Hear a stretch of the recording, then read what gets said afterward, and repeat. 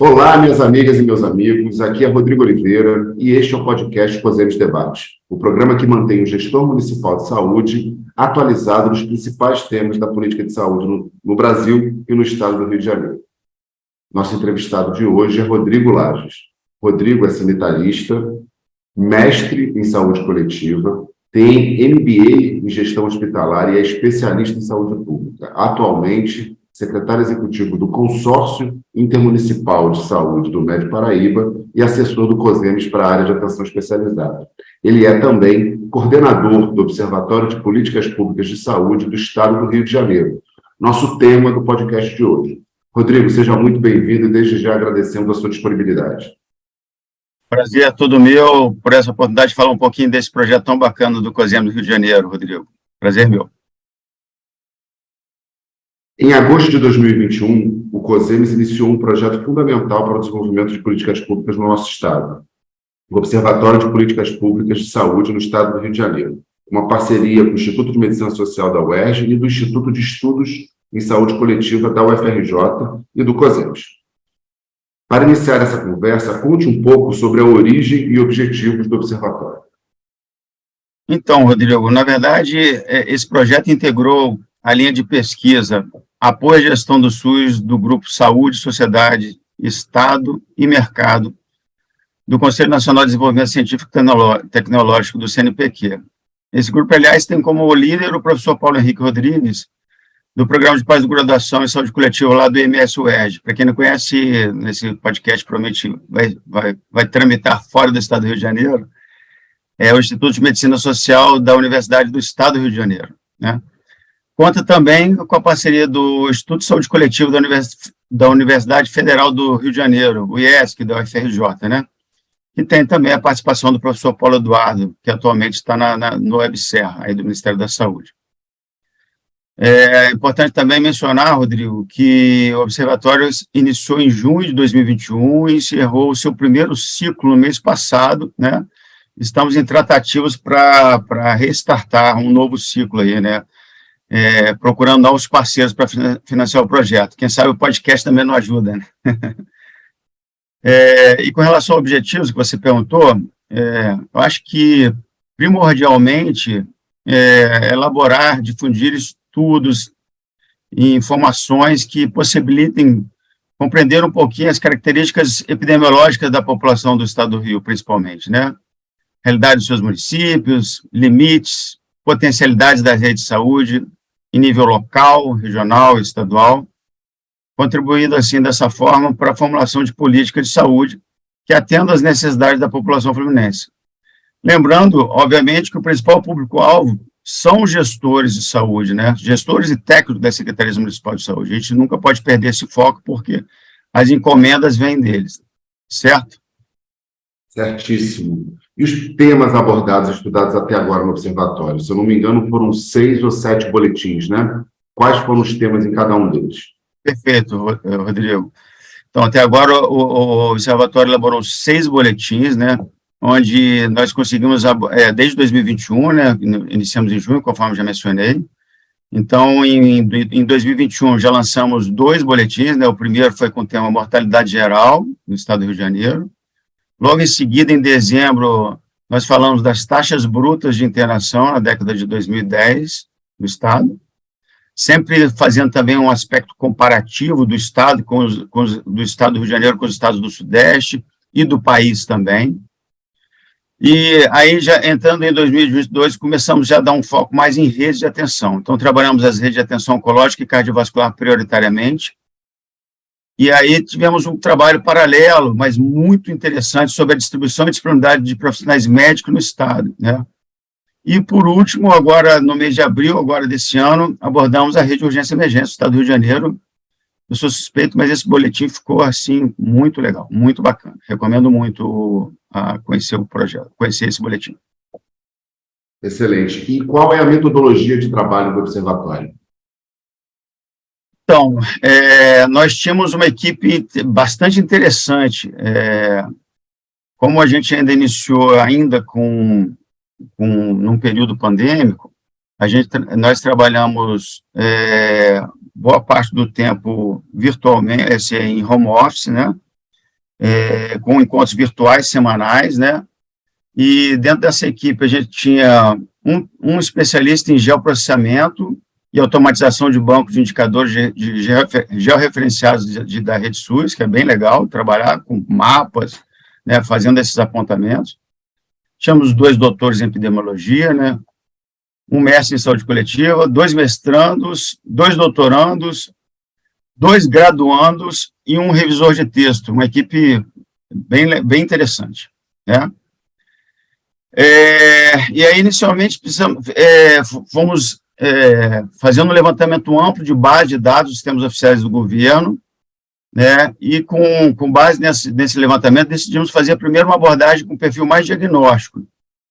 Então, demos primeiro prioridade para a mortalidade geral e logo, na sequência, as taxas brutas de internação, né? Aí, com esses dados, a gente já conhecendo um pouco essas características do Estado do Rio de Janeiro, optamos já por estudar redes com impacto significativo nos dados levantados nesses 2 primeiros boletins, ou seja, taxa de mortalidade e dificuldade de acesso verificado nessas taxas de internação, né? Daí sim que nós trabalhamos as redes de onco, cardio e a RUI, que eu mencionei, que trabalhamos agora recentemente, tá? E aí, como eu falei, a abordagem de distribuição de médicos foi até mais idealizado pelo professor Paulo Henrique, em paralelo, quando se percebeu na distribuição de serviços de alta complexidade no Estado, que a carência de especialistas é extremamente impactante na implantação desse serviço, né? Então, a gente conseguiu demonstrar, casando um pouco com essa questão de rede de atenção, como a carência profissional médica impacta nisso. Aliás, esse boletim ficou excelente, tá? Eu sugiro muito a leitura, um texto muito... A gente vai abordar ele aqui nos próximos episódios. Na verdade, a gente pretende abordar cada um dos boletins para divulgar. Mas, do ponto de vista da metodologia, vocês têm um conselho, né? Eu queria que você falasse um pouquinho sobre essa dinâmica dos estudos da equipe mais estudo de censo do observatório, a validação do conselho e como é que vocês divulgam os resultados. Perfeito. Então, primeiro que esses boletins a gente tem faz um cronograma prévio, né, e procura sempre estar lançando ele a cada 4 meses, né. Porém, antes da divulgação, a gente termina um trabalho acadêmico, né, chamado texto básico, é realmente um trabalho acadêmico que nós ainda vamos publicar, inclusive agora no Congresso do CONASEMES, a gente está compilando esse material num livro para lançar lá no Congresso do CONASEMES. Mas, e aí, antes de lançar num formato de webinar, nós discutimos com o Conselho Consultivo, conforme já foi abordado anteriormente. Esse Conselho Consultivo é composto por representantes de instituição de ensino e pesquisa, né, como a Fiocruz, o ERJ, o FRJ, a UF, a Unirio também, além de entidades do campo de saúde, a Brasco, a SEBS, e, dependendo do tema, a gente ainda convida outras pessoas especialistas no tema que a gente está estudando, tá certo?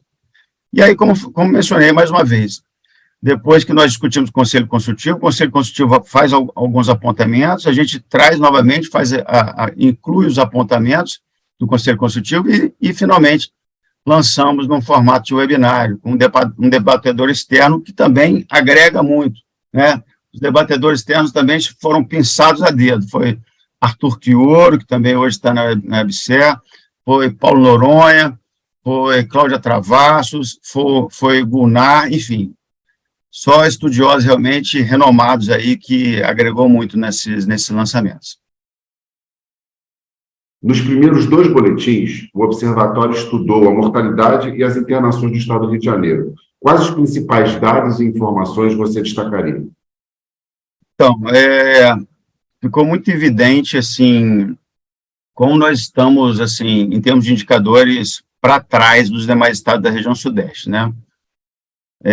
Mas fazendo menção desses 2, sobre as taxas de mortalidade, nós verificamos que no período de 2000 e 2019, elas têm uma elevação suave ao longo desses 20 anos estudados aí, 19 anos estudados, né?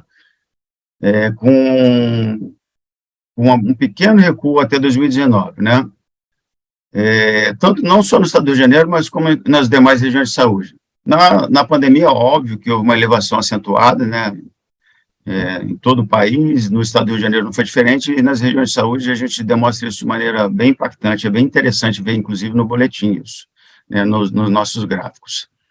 E quando a gente se debruça nas regiões de saúde do estado do Rio de Janeiro, a gente nota que o que puxou mais no estado foram as regiões Norte, Metropolitana 1, e que me surpreendeu um pouco a região Centro-Sul. A região Centro-Sul também aparece nesse top 3 aí que eu estou mencionando, mas é uma região que tem uma atenção primária de saúde, uma boa cobertura, tem uma boa disponibilidade de hospitais de média e alta complexidade, ou seja, nos surpreendeu um pouquinho. Precisamos abrir um pouco essa informação nessa região específica. Quando a gente se fala das taxas de internação, nas taxas brutas de internação, o Estado também apresentou uma pequena tendência crescente nos anos estudados, principalmente no período 2016 a 2019. A gente, nas taxas de internações, nós trabalhamos de 2010 a 2020. Então, a gente notou em 2016 e 2019 um crescimento mais abrupto. E aí entrou a pandemia. A pandemia reduziu as taxas em cerca de 10%, né, os 2 anos da pandemia. E aí, o que demonstrou para a gente claramente é a dificuldade do acesso, principalmente nos procedimentos eletivos, né? Então, isso ficou muito marcado para nós nesse boletim. E quando a gente também, mais uma vez, se debruça nas regiões, a gente nota que essa contiguidade de regiões de saúde, Metropolitana 1, 2, somada à Baixada Litorânea, impactaram muito fortemente a redução dessas taxas do estado do Rio de Janeiro. Tem uma diferença muito grande, principalmente na Metro 1, tá?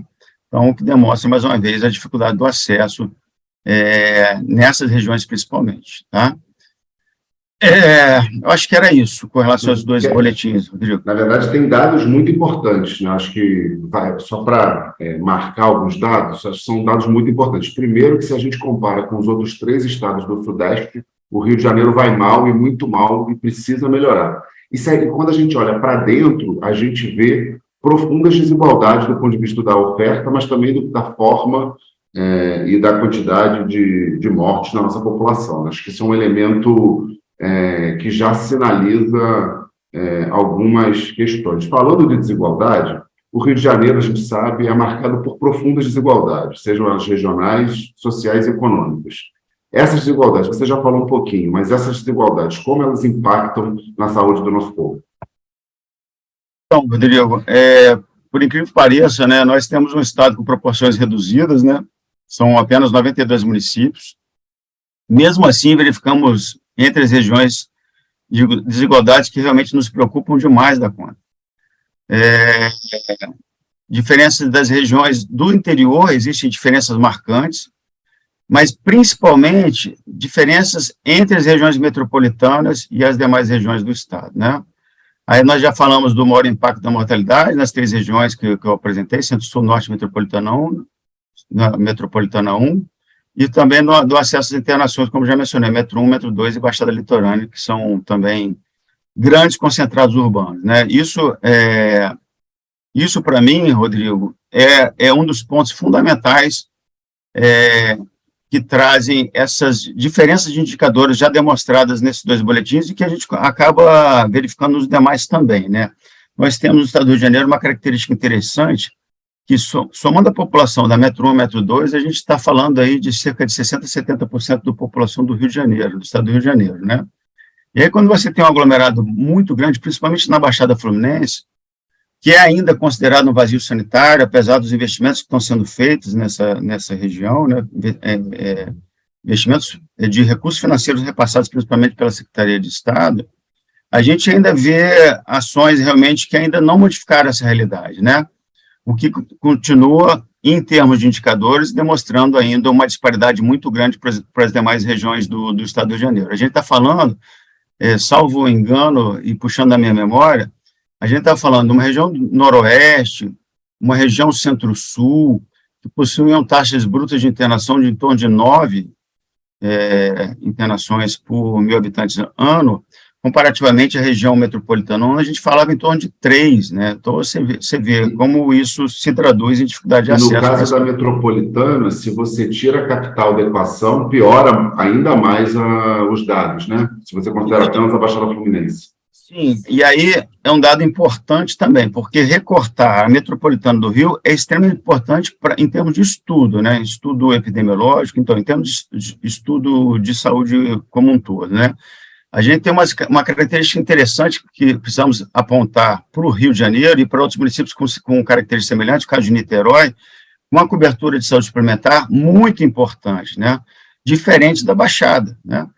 Então, nós temos no Médio Paraíba também, alguns municípios, uma cobertura importante, na Bahia da Ilha Grande também, mas principalmente no município do Rio de Janeiro e em Niterói, isso se destaca muito. E quando a gente pensa isso em regiões que têm um PIB per capita ruim, como é o caso da Baixada, aí a gente pega Japeri, Queimados, e também depois, quando a gente se depara na Metro 2 também com São Gonçalo e outros municípios que a gente pode apontar, isso realmente fica muito marcante, né? Muito marcante em termos de acesso à saúde como um todo, seja na saúde suplementar, seja no SUS.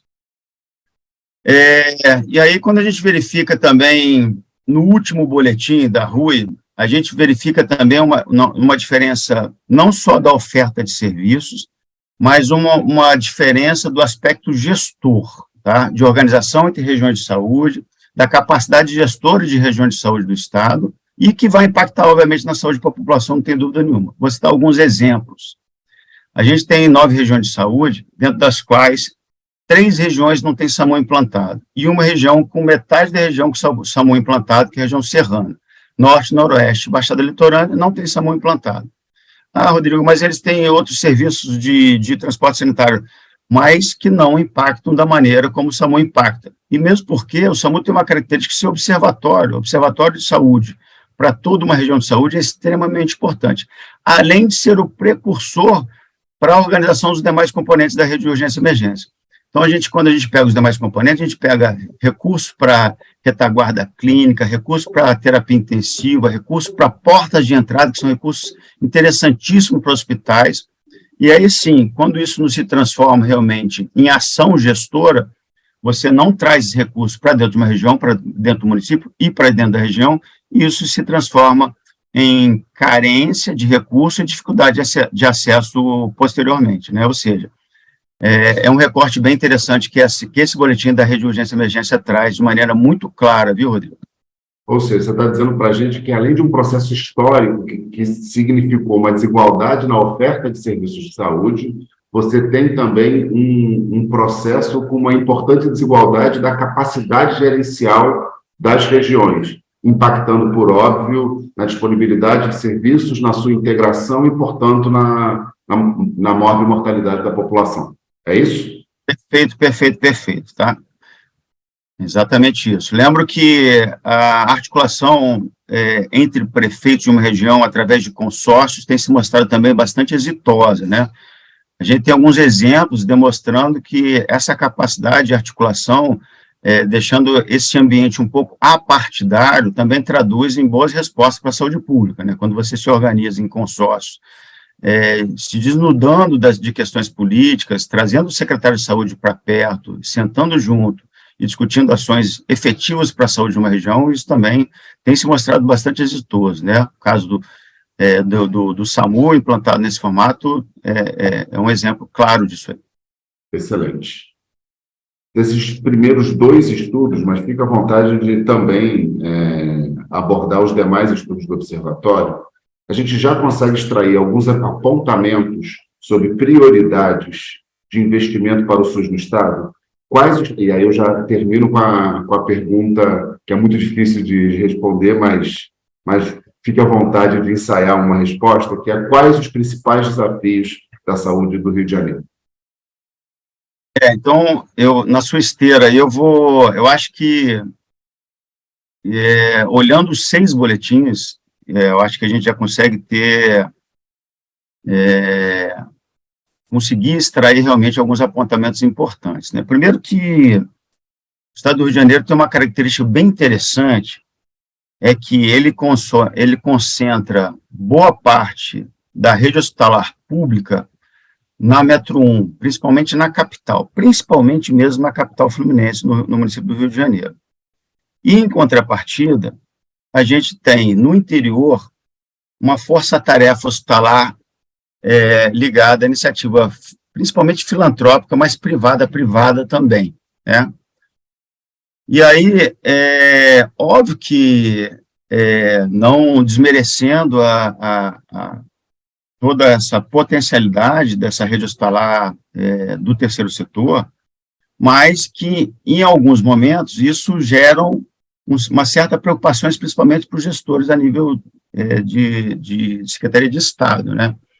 Então, preocupações do ponto de vista de pressão com relação realmente ao subfinanciamento, né? Nós verificamos claramente que existe hoje uma defasagem grande da tabela de referência mínima do Ministério da Saúde, né? A famosa tabela SUS ou tabela SIGTAP, e que, por sua vez, muitas vezes, em determinadas especialidades, áreas, especialidades, isso realmente mostra, isso fica traduzido de maneira mais enfática, né?